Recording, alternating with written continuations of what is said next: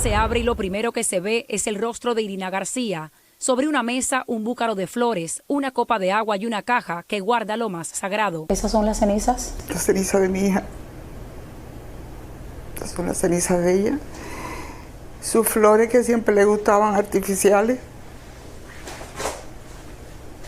Y esa lámpara que me la regaló ella. Siempre la tengo encendida. Y ahí me siento yo, al lado de ella.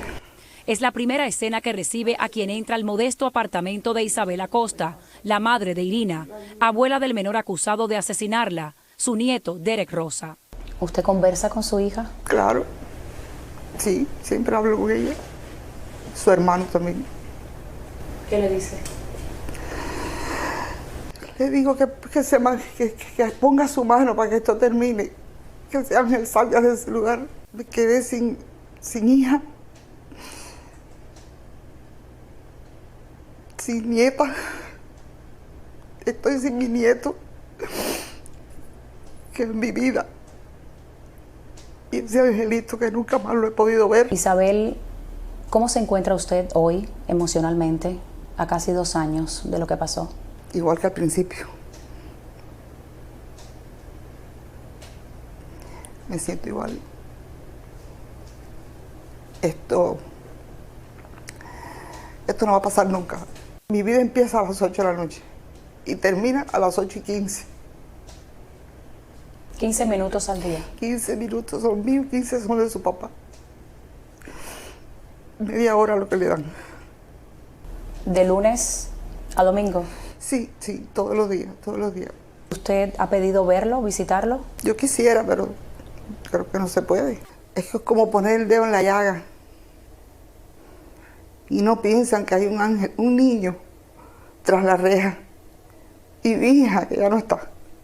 Derek Rosa, un estudiante aplicado sin antecedentes de violencia, es el centro de uno de los casos judiciales más impactantes que hemos cubierto. Hoy, a casi 2 años del crimen, escuchamos por primera vez y en exclusiva a 2 de las personas más cercanas a Derek Rosa, su abuela materna y su padre biológico, que han estado presentes en las audiencias judiciales y decidieron hablar sobre cómo viven la tragedia, cómo era Irina García y la relación con su hijo.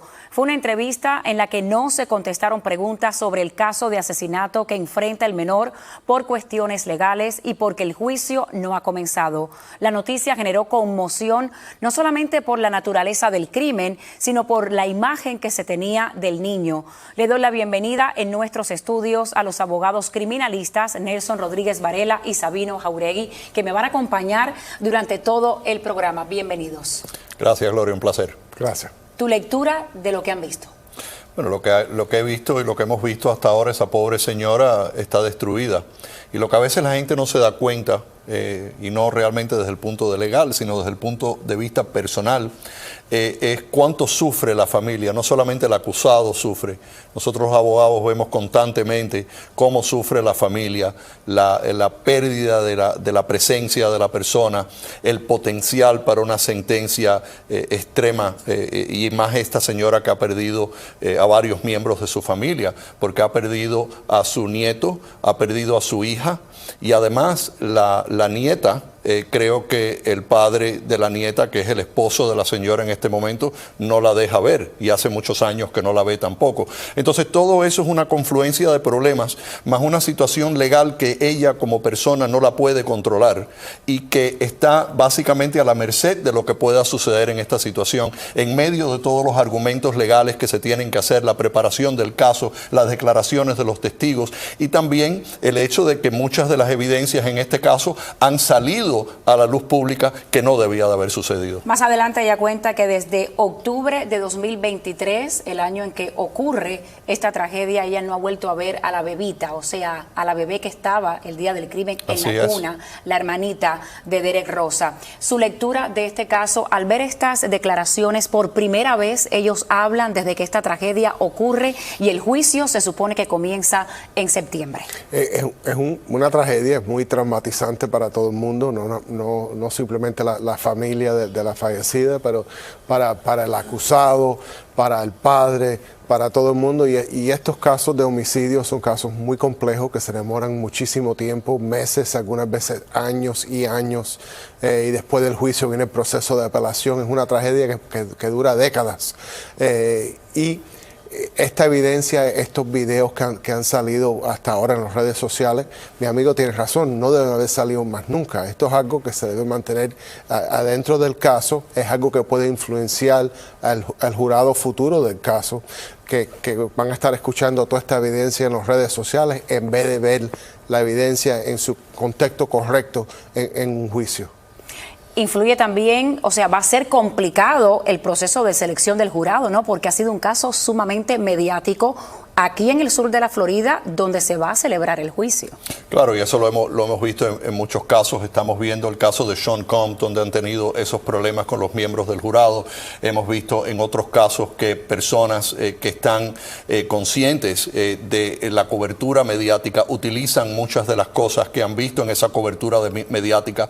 En el caso de Weinstein, también los miembros del jurado tuvieron que tomar decisiones con respecto a eso. Podría poner en peligro el trabajo que se está haciendo ante la corte, porque muchas personas piensan que pueden ser justos e imparciales, escuchar la evidencia, utilizar solamente las instrucciones que el juez da para llevar a cabo un veredicto, pero eso es muy difícil de hacer, y mientras más cobertura mediática, más difícil se convierte la idea de que tú puedas seleccionar un jurado dentro de la jurisdicción donde típicamente se selecciona el jurado, que es donde ocurre el crimen que se está alegando. Y muchas veces esta situación con la prensa y más bien de la manera en que han salido a relucir muchas cosas, como hablaba Sabino, es muy difícil, y yo creo que el juez va a tener que actuar con mucha cautela para asegurarse que las personas realmente en este caso entiendan que tienen una obligación, y la obligación no es usar todo lo que saben del caso, sino solamente lo que se presenta como evidencia en el caso, evidencia admisible, y utilizar las reglas que el juez va a instruir al jurado. El juez Richard Hersch. Vamos a escuchar más de esta entrevista. ¿Cuándo fue la última vez que usted vio a su nieta? El día 28 de octubre. ¿Qué recuerda de ese día? Un recuerdo muy malo. Muy malo. Porque ese día me la llevaron. No poder abrazar a mi hijo. Yo sé la importancia el papel de un padre es apoyar a sus hijos. ¿Cómo era su relación con su hija? Irina. Mami, yo le decía mami a ella. Mami era mi clon. Irina era mi clon. Nosotros siempre estábamos juntas. Siempre, nunca nos separamos. Nunca la abandoné con la crianza de su niño. Ella trabajaba, yo cuidaba el niño. Y siempre nos llevamos bien. A pesar de la gravedad del caso, la familia no se aparta. Asiste a cada audiencia. Es un niño excepcional, muy inteligente, muy bueno. Por él voy a seguir hasta el final. Por él voy a seguir hasta el final. O sea, el dolor de haber perdido a su hija y, por otra parte, el amor hacia su nieto. ¿Cómo lo ven ustedes con tantos años de experiencia? Bueno, el amor ese nunca se va, y lo hemos visto cuando hemos tenido acusados donde han cometido los delitos más serios, los más severos, que el amor de la madre, de la nieta, se mantiene para siempre, hasta el final. Así que eso nunca va a cambiar, y la evidencia no va a cambiar eso, y lo que se presenta en la corte no va a cambiar ese amor. Eso se va a mantener igual. Pero va a llegar el momento donde este caso va a ir a juicio. La fiscalía va a tener que presentar su evidencia y tratar de probar su caso más allá de toda duda razonable. Y lo que está diciendo aquí la abuela es que no importa lo que sea esa evidencia. Ella lo va a seguir amando, lo va a seguir apoyando, pero la realidad es que no se sabe la historia completa de este caso hasta que no se tenga ese juicio. Hasta que no comience a conocerse las interioridades de esa familia y de lo que vivió quizás ese niño. Y también la cuestión médica influye.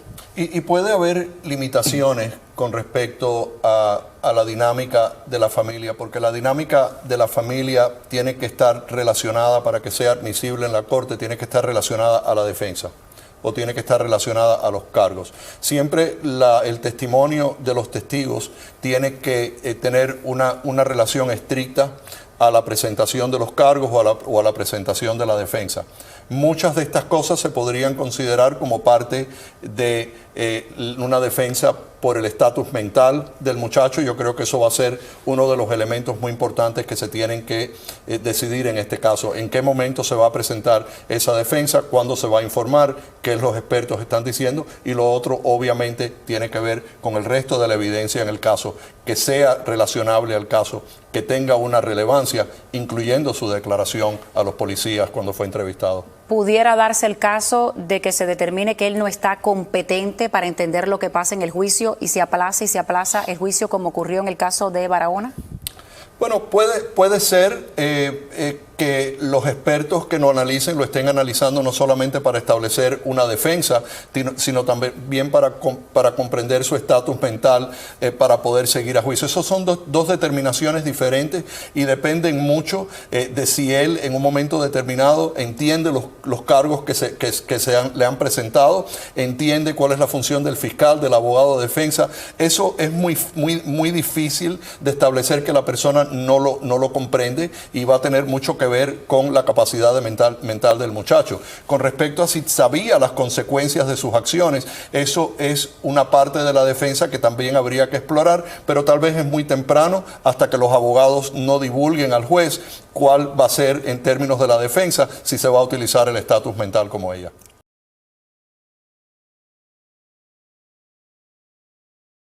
¿Cómo se mantiene usted fuerte? Mi nieto me da la fuerza. Ese niño me da la fuerza y Dios me transmite eso. Muy preocupada por su hijo. Su hijo era su vida. Ese niño era su vida y él adoraba a su mamá. Ese niño fue un niño rodeado de mucho amor. Ella era muy preocupada con todas las cosas de la casa, preocupada por mí, los hospitales. Me dominaba. Irina se parecía mucho a mí y tenía un carácter fuerte como yo. Pero Irina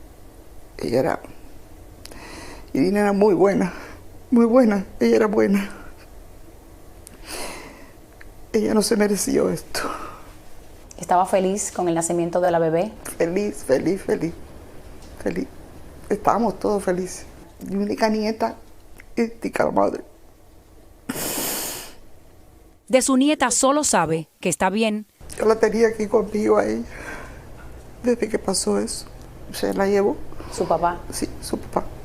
Fran Ramos. Sí. ¿Cómo era su relación con su yerno? Bueno,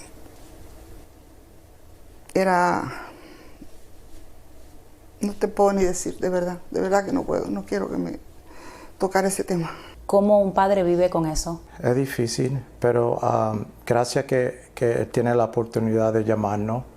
Hablamos por teléfono cuántos minutos. Siempre estoy en oraciones. Mi familia me apoyan. ¿Qué recuerda de ella? Bueno, riendo. Tenían una buena comunicación y nunca nos faltamos respeto. No hay sentimiento involucrado. Eso es lo que duele más.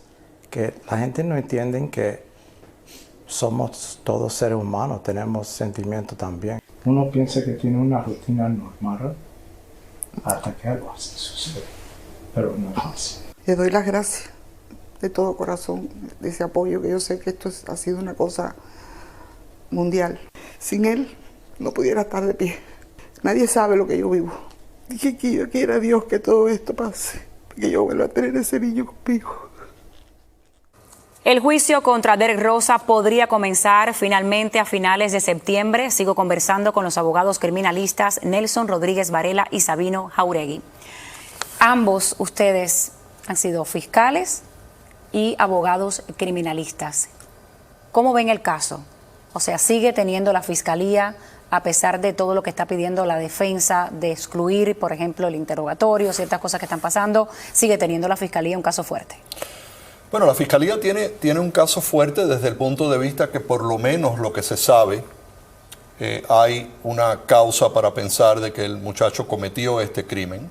La instrumentalidad del crimen ha sido recuperada. Dio una declaración con respecto a su participación. existen ciertos elementos en sus declaraciones al 911 de que él fue la persona que cometió ese crimen. Ahora lo que hay que determinar exactamente es cuál es la admisibilidad de esa evidencia, porque no necesariamente todo lo que se escucha es admisible en la corte, porque la corte tiene ciertas reglas para que las pruebas sean admisibles. Por ejemplo, con respecto a la habilidad del Estado de poder utilizar la supuesta admisión que él da, la confesión que él le da a los miembros de la policía en ese momento, ahí todavía hay muchas cosas que determinar, porque esa confesión y esa declaración que le da la policía se la está dando un niño de 13 años. Y ese niño de 13 años, igual que cualquier otra persona acusada de un crimen, tiene que dar esa declaración voluntariamente, sin ser forzado a darla, entendiendo precisamente cuáles son los derechos constitucionales que él está rehusando a efectuar si da esa declaración. Y en el caso de un niño de 13 años eso se convierte en algo un poquito más complicado, porque para que el juez pueda tomar esa determinación, el juez va a tener que tomar en consideración la totalidad de las circunstancias, no solamente si el policía le leyó perfunctoriamente esos derechos constitucionales, pero para que un niño de 13 años entienda eso, tienen que haber otros factores. Hay que ver cuál es su nivel de intelectualidad, hay que ver si ese muchacho entendió precisamente las circunstancias en las que se le dieron, cuál era su estatus mental, le llamaron a sus padres o le llamaron a su padre o le llamaron a alguien de su familia para que lo pudiera apoyar. No es tan simple como en un caso de una persona adulta. Y eso es una de las decisiones más difíciles que el juez Hirsch va a tener que tomar en este caso, porque el juez Hirsch va a tener que determinar eso antes de que este juicio pueda proceder para que no se hagan esas referencias, si es que lo puede excluir legalmente bajo el estándar y las circunstancias que acabo de explicar. En el caso de lo que acabamos de escuchar, ¿cuánto peso va a tener durante el juicio cuando hable la abuela sobre su nieto, cuando hable el padre? Yo no creo que va a tener mucho peso para el jurado en sí, porque aquí la fiscalía se va a basar en la evidencia que tienen, la evidencia física, la sangre, el ADN, la declaración que él dio a la llamada cuando llamó al 911, donde él admitió que cometió el delito. El jurado va a entender que está testificando el padre, que está testificando la abuela, personas que lo quieren a él mucho, personas que no estaban ahí en la noche del delito, personas que en sí no saben nada del delito, no saben nada de la evidencia. Así que el testimonio de ellos va a ser limitado si el juez deja que ellos testifiquen en primer lugar al amor y al apoyo que ellos tienen para el hijo y para el nieto, pero en sí no van a tener evidencia del delito en sí. Y mi amigo tiene razón, el juez puede eliminar mucha de esta evidencia si determina que la policía le violó los derechos constitucionales a este muchacho, pero la fiscalía todavía tiene la habilidad de probar el caso hasta sin su declaración. Bueno, tiene la llamada al 911. Tiene la llamada al 911, tiene la evidencia física. Vamos a ver qué pasó en la corte en la última audiencia que hubo. La defensa de Derek Rosa pidió al juez excluir el interrogatorio policial en el que el acusado habría confesado haber matado a su madre, Irina García. Según el documento presentado, las autoridades le habrían leído una declaración incorrecta cuando explicaban sus derechos.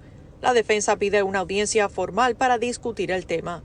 Otro tema discutido en corte fue el de las fotos y videos tomados dentro del dormitorio principal donde ocurrió el crimen. La defensa quiere saber quién las tomó y cómo se filtraron en redes sociales. Serían fotos del cuerpo de Irina tras el crimen. El juez respondió que por ahora no ve relevancia directa y que la defensa deberá presentar una moción formal. También se abordó una grabación de Frank Ramos, pareja de Irina y padre de la bebé. La defensa pide que sea admitida como evidencia. Según la fiscalía, en la conversación, Ramos habla con otra persona sobre lo que salió en las noticias y aseguran que no hay información de primera mano en esa grabación. En esa conversación, si algunas personas la han escuchado, no sé si ustedes mismos la han escuchado, él explica con mucho detenimiento cómo la víctima cayó, dónde cayó, qué tocó, qué gritó. Las fotos no gritan, señores, las fotos no gritan. Entonces, si no hay video, por favor. Es una llamada privada en la que él no cuenta nada relevante al caso, porque todo lo que contó había sido escuchado por las palabras de Derek en Hialeah Police Station cuando Derek fue entrevistado. La defensa también pidió información de vuelos, presuntamente de la esposa legal de Ramos y sus hijas, quienes estaban en Cuba. El Estado entregó los documentos, pero ocultó los nombres de las menores y direcciones de correo electrónico. El juez dijo que si la defensa considera esa información relevante, deberá presentar una moción. paso por paso lo que está pidiendo la defensa. Primero, excluir ese interrogatorio que le hicieron los detectives la madrugada del crimen, los detectives de la policía de Hialeah. Claro, y como decía anteriormente, el tema de la admisibilidad de una declaración, y no estamos hablando de lo que él le dice al 911, yo creo que eso es un poquito diferente en términos de las consideraciones, y yo no creo que haya un punto legal realmente para poder excluir esa parte.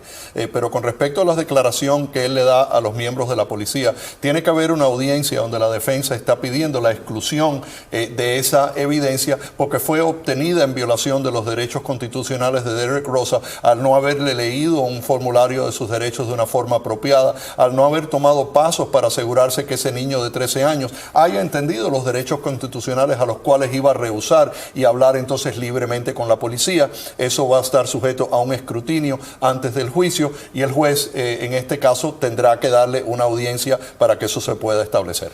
El juez también está pidiendo que la defensa también está pidiendo que se excluya esa fotografía porque supuestamente fue el padrastro quien se la da, se la envía al detective, y están pidiendo que se tome en consideración esa conversación que habría tenido Fran Ramos con una persona. Dice que no es relevante en estos momentos.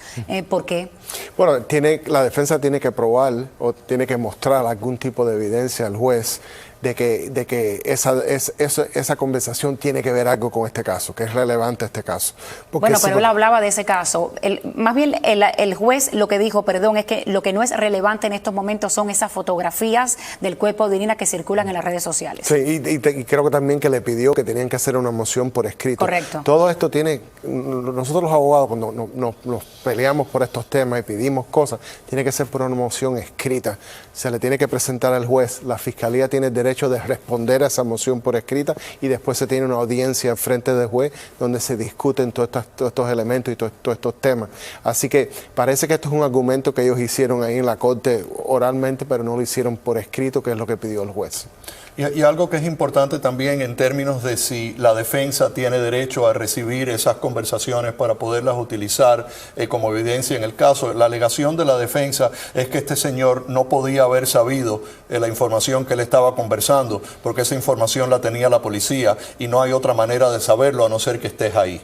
Entonces, para que tú puedas recibir esa información, tú tienes que establecer, le tienes que establecer al juez simplemente que esa evidencia te pertenece porque o es evidencia en el caso o razonablemente eso podría conllevar a otras evidencias o a otras teorías legales. Lo que el juez establece con respecto a esas fotografías de las cuales estaban hablando es que en este momento la admisibilidad de esa evidencia no está necesariamente en juego y que eso solamente se debe considerar en términos de si ha afectado a los miembros del jurado el haber establecido y haber diseminado esa información antes del juicio, que podría corromper la habilidad de poder seleccionar un jurado justo, claro, que pueda evitar conocer esas cosas y utilizarlo en su decisión. Pero el video o sea, la conversación de la cual la defensa se refiere, que es lo que yo supongo, ¿no? O sea, de lo que están hablando, es que circula en redes sociales una conversación que Fran Ramos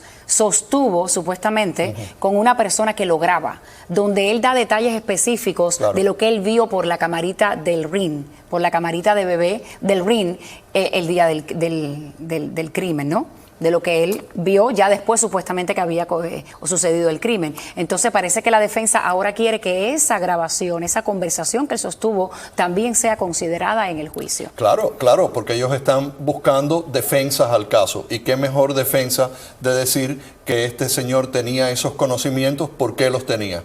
¿Por qué tenía esos conocimientos tan complejos con respecto a lo que sucedió tan específico? Ahora, hay que tener en cuenta que antes de poder apuntarle el dedo a ese señor con respecto a lo que él sabía o no sabía en el momento que dado, si estuvo presente o no estuvo presente, hay que tener en cuenta que todavía nada de eso se ha probado. Eso absolutamente no tiene él aparece en la lista de testigos preliminares, claro, de la fiscalía. Claro. La defensa lo quiere que sea considerado como un sospechoso alternativo, pero realmente sigue siendo él Un testigo de la fiscalía, supuestamente, que Un va a testigo testificar durante el juicio. Claro, pero la defensa tiene el derecho de explorar todo eso. Las poderlo conversaciones que él tuvo en su cuestionar. teléfono y en Facebook. Obviamente, y la admisibilidad de eso dependerá de si cumple con los requisitos de admisibilidad con respecto a la defensa que ellos estén estableciendo, no simplemente tirar cosas al azar que Claro. podría desviar al jurado de lo que son las pruebas específicas en el caso. Y la defensa tiene el derecho absoluto de tomarle la declaración jurada a él. A él. Donde va a estar puesto bajo ¿Quién juramento. decide si se la toma o no? El juez. No, la defensa. La defensa. Si está en la lista de testigos de la fiscalía, la defensa tiene el derecho absoluto de tomar su declaración jurada. Imágenes explícitas del cuerpo de su hija circulan por redes sociales. Que nunca quieran vivir lo que yo estoy viviendo. Que respeten la memoria de mi hija y el dolor que tengo yo. Es una violación de sus derechos como ser humano. Olvídate de los derechos legales. Cuando el dolor no te choca a ti directamente es cuando hay mucha ignorancia y el nivel del sentimiento de ser humano es una falta de respeto. ¿Quién tiene ese derecho a hacer eso? Y eso es lo que choca más, que nosotros estamos engañando, pensando que va a ser privado y no, en realidad no es privado. Esa fue la noche más negra de mi vida.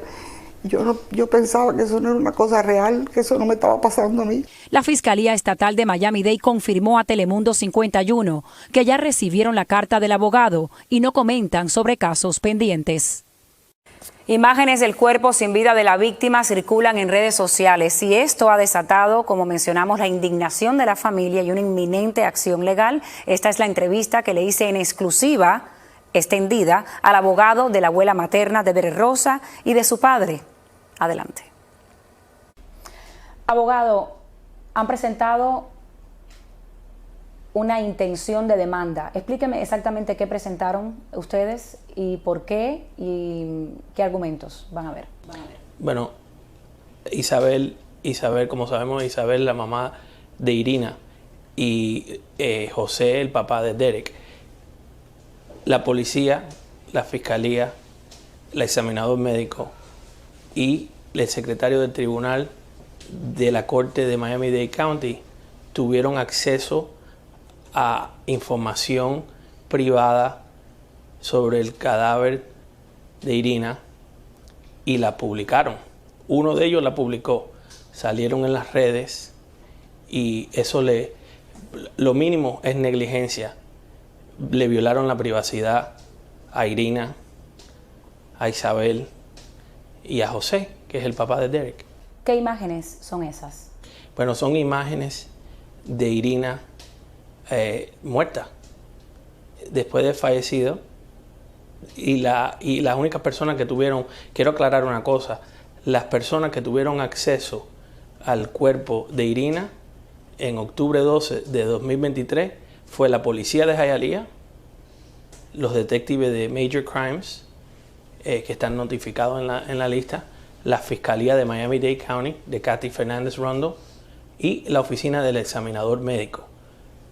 Después, imágenes que se han presentado, que todo es confidencial, tiene la custodia de posesión la secretaria del condado de Miami-Dade, que es la que le mantiene los expedientes y las evidencias en todos los casos de las cortes de Miami estatal. Pero, por ejemplo, las imágenes que ellos divulgaron del interrogatorio, las imágenes que se han divulgado del día, de las cámaras corporales, del día del incidente, cuando la policía llega, cuando interrogan a Isabel dentro del vehículo, cuando en un momento dado se ve al sobrino de Irina, cuando sacan a Derek, cuando sacan a la niña, ¿esas imágenes son cuestión también de demanda? No, las imágenes que ellos, alguna de de los individuos que trabajan para esas 4 entidades que te acabo de mencionar, tomaron fotos del cuerpo de Irina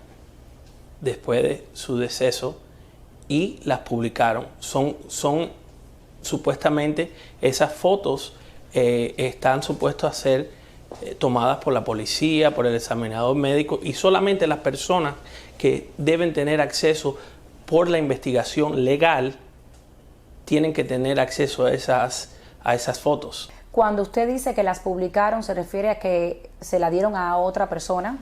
Se la dieron a otra persona y la han publicado en redes sociales, igualito que pasó en el caso de Kobe Bryant, que los policías tomaron fotos de Kobe Bryant y su hija cuando fallecieron en el momento del fallecimiento.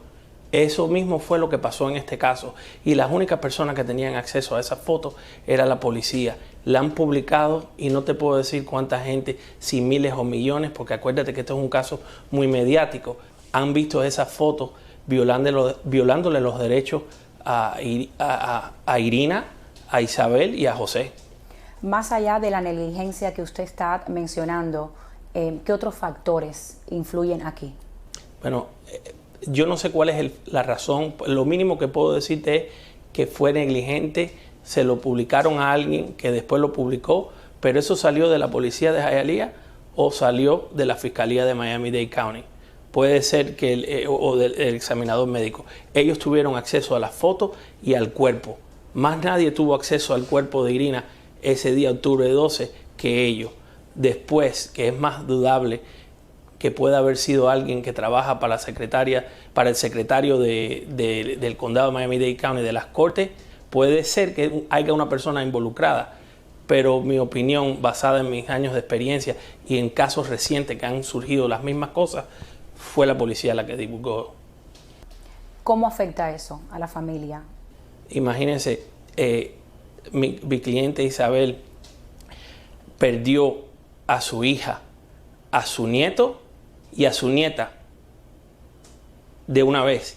Entonces, la señora que está viviendo con ese dolor que no se puede cuantificar y que solo una persona que ha vivido eso sabe lo que se siente, tiene que vivir ahora con gente desprestigiando, desecrando, profanando su hija fallecida.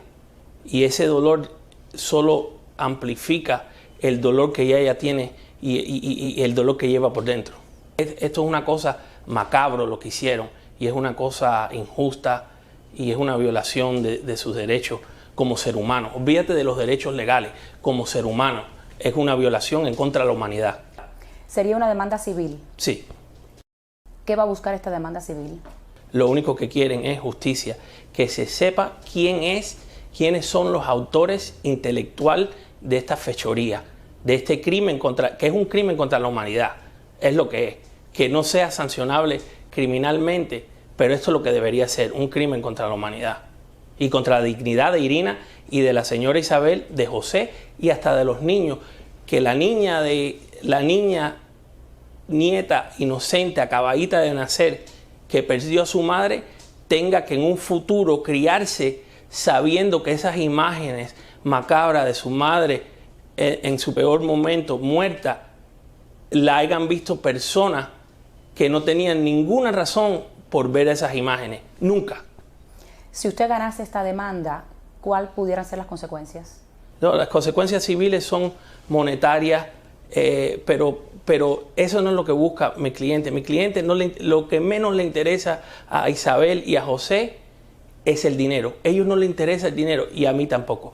A mí no me interesa el dinero. Todo el mundo que me conoce a mí sabe que si yo hago un caso, lo hago si hay dinero o no hay dinero. Lo que queremos es justicia, que se sepa que esto no se puede hacer, que la dignidad de un ser humano vale más que cualquier cantidad de dinero que se pueda recuperar en cualquier compensación. Desafortunadamente, si hubiera otra consecuencia que no involucrara dinero, como que sancionaran a un policía o a la fiscalía, o que gente perdiera sus carreras, o que gente fueran presa por esto, ella prefiere eso, y José también, que cualquier cantidad monetaria.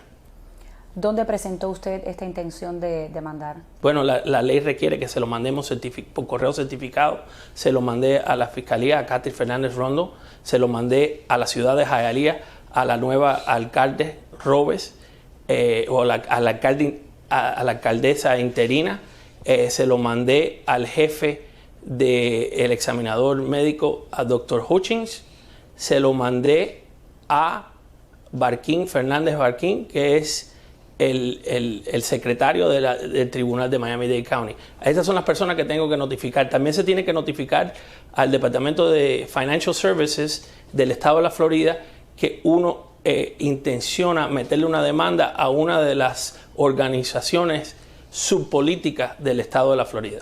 Abogado, muchísimas gracias. Bueno, sigo conversando con ustedes, los abogados que me acompañan esta noche. ¿Quién pudo haber filtrado esas imágenes? Mira, todo el mundo que estuvo en la escena del crimen en el momento que eso se reportó, todo el mundo que tenga acceso a los materiales en evidencia, todo el mundo que haya participado en el procesamiento de la escena, todo el mundo que tenga acceso al archivo de las pruebas y de las fotos y todos los compendios de información con respecto al caso, todo el mundo que trabaje en una oficina de la Fiscalía, que tenga acceso. Todo el mundo que tenga acceso. Todo el mundo que haya tenido que ver y que haya tenido oportunidad de tener esas imágenes está en la mirilla. No sé si son informaciones o fotografías que estén en la evidencia, que sean partes de las fotografías oficiales que se tomaron. Tal vez sean fotografías no oficiales que se hayan tomado ¿Qué quiere decir eso? ¿Que los policías que acudieron a la escena tomaron fotos con sus teléfonos celulares? Eso quiere decir que cualquier persona que haya estado presente en la escena, que haya tenido un teléfono en la mano o que haya tenido oportunidad, va a ser sujeto a un descubrimiento en el contexto de la demanda civil que se va a presentar, donde se van a tener accesos y se van a emitir órdenes para obtener esas informaciones. O sea, ¿le ponen una supina?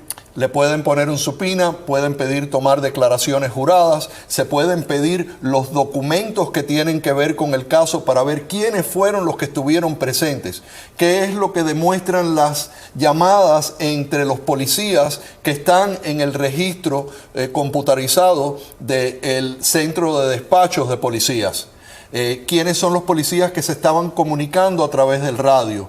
¿Dónde están las comunicaciones que existen bajo esas circunstancias? Todo eso va a tener que ser investigado después que se hagan esas alegaciones civiles y obviamente los abogados que estén representando ese caso van a formular esas peticiones durante el proceso de descubrimiento en el caso.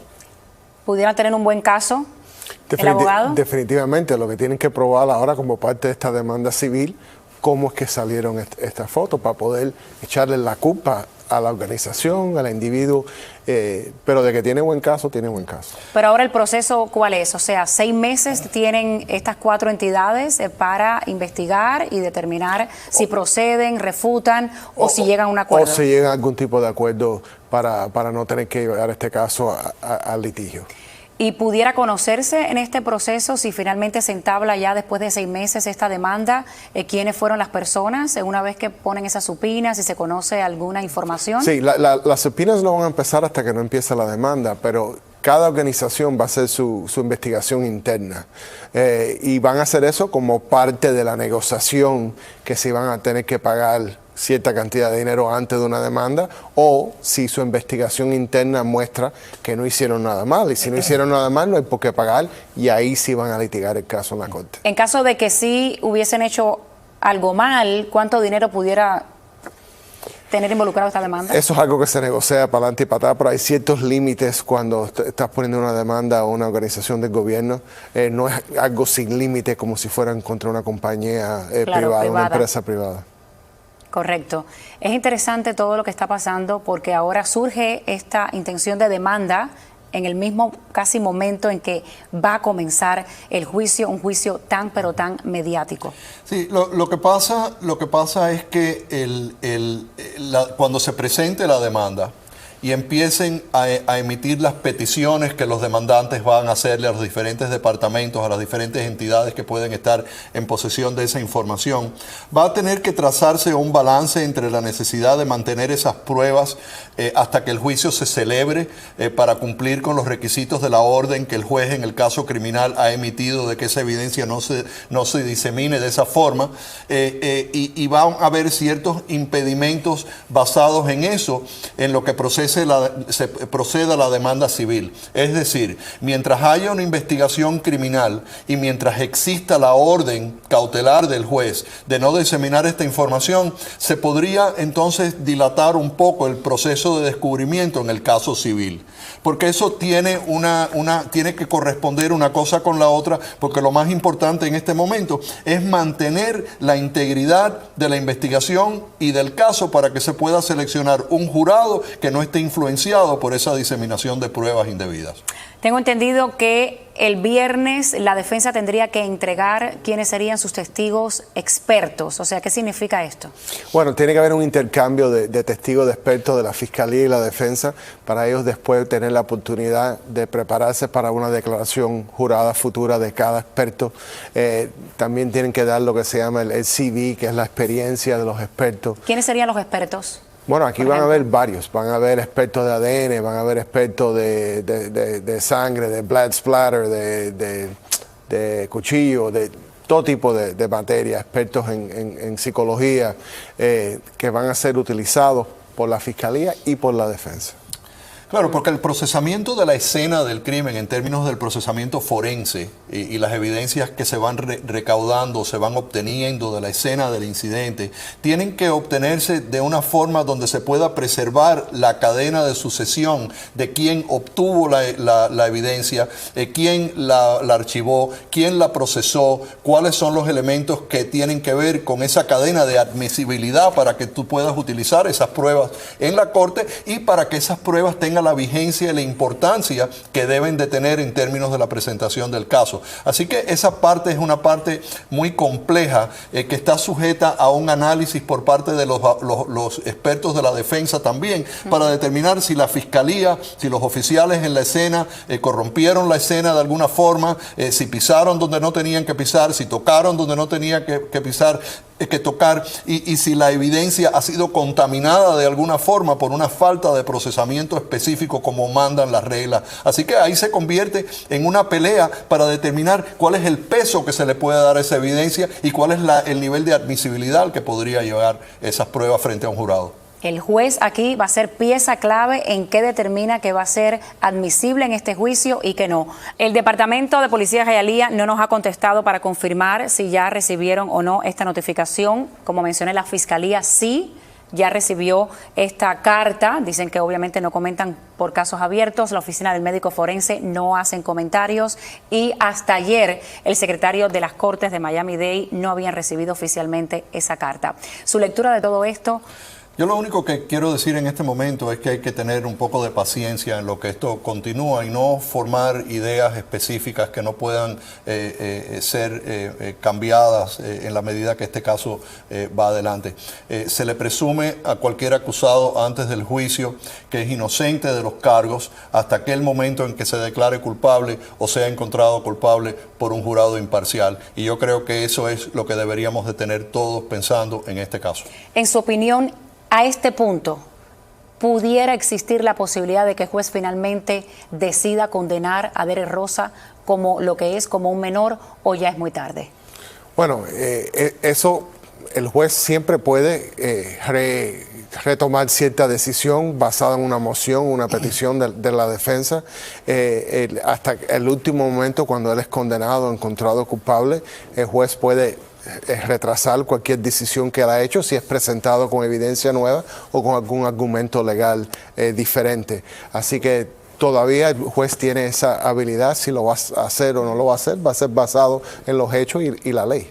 Abogados, les agradezco muchísimo su tiempo y sus conocimientos que nos están ayudando a entender cómo funciona este proceso legal judicial. Gracias. Siempre bienvenidos y estoy segura que nos vamos a seguir viendo en este caso. Gracias. Gracias.